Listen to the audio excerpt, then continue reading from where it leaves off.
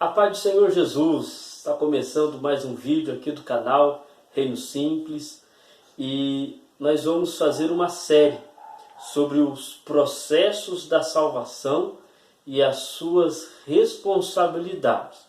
Então hoje nós vamos trabalhar uma visão um pouco mais geral e aí a partir de semana que vem a gente vai estar separando com mais detalhes cada parte. Vamos trabalhar a justificação, a regeneração e a santificação, que são assuntos importantes para as nossas vidas, para a gente entender como que acontece esse processo de salvação e a gente então ir melhorando para que o nome de Deus venha a ser glorificado nas nossas vidas. O texto que nós vamos observar hoje está em 2 Coríntios, capítulo 13, versículo de número 14, que nos diz: a graça do Senhor Jesus Cristo e o amor de Deus e a comunhão do Espírito Santo sejam com todos vós. Esse texto é conhecido por nós como a bênção apostólica. Os apóstolos terminavam as suas escritas ou textos ou cartas com textos semelhantes a este. E hoje nós utilizamos esse texto para fechar as nossas reuniões e cultos que fazemos. Mas nós podemos ver nesse versículo, somente nele, esta construção em que o apóstolo Paulo revela da salvação que acontece. Em primeiro lugar, ele coloca a graça do Senhor Jesus. Quando olhamos para João capítulo 1, versículo 14, está escrito: e o Verbo se fez carne e habitou entre nós, cheio de graça e de verdade, e vimos a sua glória como a glória do unigênito do Pai. Então, a graça de Jesus é favor, é misericórdia. Mas também, 2 Timóteo capítulo 2, versículo de número 1, está escrito: tu, pois, meu filho, fortifica-te na graça que há em Cristo Jesus. Então esta graça de Jesus Cristo, revelada ao homem, revelada à mulher, não é somente misericórdia, não é somente perdão de pecados, mas também é poder, é força, é virtude de Deus.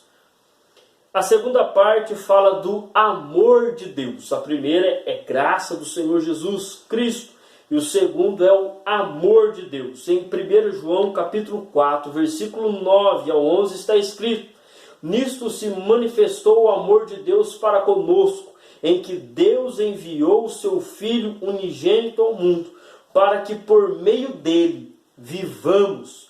Nisto está o amor, não em que nós tenhamos amado a Deus, mas em que ele nos amou a nós e enviou o seu Filho como propiciação pelos nossos pecados. Amados, se Deus assim nos amou, também devemos amar-nos uns aos outros. Então é a revelação do amor de Deus. Cristo derrama graça, mas Deus derrama o seu amor, o seu infinito amor. Em Romanos capítulo 5, versículo 8 está escrito: mas Deus prova seu amor. Qual que é a prova do amor de Deus? Em que quando éramos ainda pecadores, Cristo morreu por nós. Então, a forma de Deus mostrar o seu grande amor é que mesmo que a gente estivesse em nossos erros e pecados, Deus ainda nos amou naquelas condições, pecadores, depravados e distante da vontade de Deus. Deus olha para aquilo que não presta e ama e envia Jesus, e Jesus vem com a sua graça salvadora e nos restitui em comunhão com Deus.